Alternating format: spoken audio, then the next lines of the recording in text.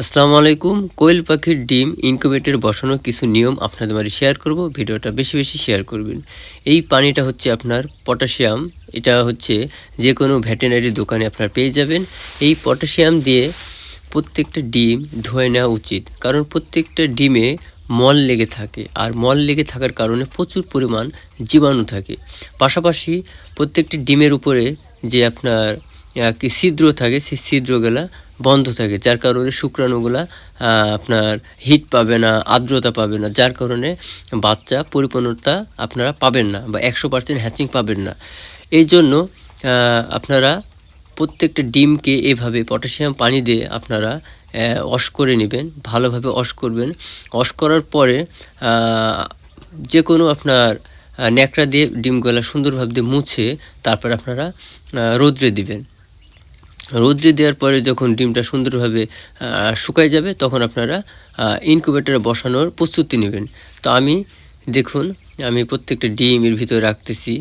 আর এই কোয়েল পাখির ডিম আপনাদের একটা জিনিস খেয়াল রাখতে হবে, খুবই খোসাটা খুবই পাতলা। এই জন্য আপনাকে খুবই সতর্কতার সাথে এটা হচ্ছে আমার ভাইয়ের মেয়ে মায়া। ও প্রত্যেকটা কাজে আমাকে সহযোগিতা করে। আপনারা মাঝে, মাঝে অনেক ভিডিওতে দেখেন। তো খুবই আলতো করে আপনাকে ওয়াশ করতে হবে, তা না হলে এটার খোসা প্রচুর পরিমাণ পাতলা। একটু যদি চাপ দেন তাহলে ডিমটা ভেঙে যাওয়ার সম্ভাবনা থাকবে। তাই খুবই আলতো করে আপনারা এটাকে ওয়াশ করে নেবেন। আমার কাজ প্রায় কমপ্লিট, আমার ওয়াশ করা শেষ। ডিমগুলো কত সুন্দর দেখেন গ্লেজ দিচ্ছে। আপনার পরিষ্কার পরিচ্ছন্নতা এটা হচ্ছে ইমানের অঙ্গ। আর দেখেন আমি ফাইনালি ইনকিউবেটর ডিমগুলো খুব সুন্দর করে বসাই দিয়েছি। আর যখন ইনকিউবেটর বসাবে তখন কিন্তু নিচে একটা সুতা কাপড়ের একটা কাপড় বিছাই দিবেন, তাতে আপনার ওখানে হিট হবে খুব সুন্দরভাবে। আর ডিমের যে মিটারে যে আর্দ্রতা ইনকিউবেটারে শুরুতে আপনার 55 থেকে 60 রাখবেন, বা 65 হলেও সমস্যা নাই। কিন্তু আপনার ডিমের যে ফোটা, সেটা কোয়েল পাখি হোক, মুরগির ডিম হোক এবং হাঁসের ডিম হোক, ফোটার 3 দিন আগে আপনাকে 65 থেকে 70 মানে মাস্ট রাখতে হবে। তা নাহলে আপনার অনেক বাচ্চা ভিতরে থাকা অবস্থায় মারা যাবে। কারণ ওই টাইমে আর্দ্রতাটা বেশি দরকার। আর্দ্রতা মানে হচ্ছে ঠান্ডাটা। এই জন্য আপনাকে এই সব দিকে আপনাকে নজর রাখতে হবে, তাহলে আপনার হ্যাচিং রেটটা খুব ভালো পাবেন।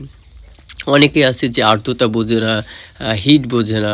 অতিরিক্ত হিট হয়ে গেলে শুক্রাণুগুলো মারা যাবে। ডিমের ভেতরে শুক্রাণু থাকে, এই হিটের কারণে মারা যাবে।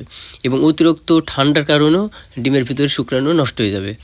যার কারণে আপনাকে হিট এবং আর্দ্রতা সবসময় আপনাকে এটার উপরে ফোকাস রাখতে হবে এবং অ্যাক্টিভ থাকতে হবে। আপনার আর্দ্রতাটা খুবই গুরুত্বপূর্ণ এবং হিটটাও খুব গুরুত্বপূর্ণ। এই জন্য প্রতিনিয়ত আপনাকে এটার পরে নজর রাখতে হবে। অনেক সময় আছে ইনকিউবেটরের সবথেকে কমন একটা সমস্যা, এটা আপনাকে যদি খেয়াল না রাখেন তাহলে আপনার অনেক ক্ষতি হতে পারে। সেটা হচ্ছে ইনকিউবেটরের ভিতরে এই যে বাল্বগুলো ইউজ হয়, এই বাল্বগুলো প্রচুর পরিমাণ কাটে। অনেক সময় আছে মেশিন চলবে, ফ্যান চলবে, কিন্তু আপনার হিট নাই, কারণ বাল্ব পেটে গেছে। আপনি মনে করতে পারেন যে বাল্বটা ভালো হচ্ছে, আসলে বাল্বটা নাই, মেশিন চলতেছে, তার মানে বাল্ব ঠিক আছে, আসলে এমন না। এই জন্য আপনাকে অনেক গুরুত্বপূর্ণ একটা কথা বললাম। তো ভিডিওটা খুবই গুরুত্বপূর্ণ। সবাই ভালো থাকবেন। আল্লাহ হাফেজ।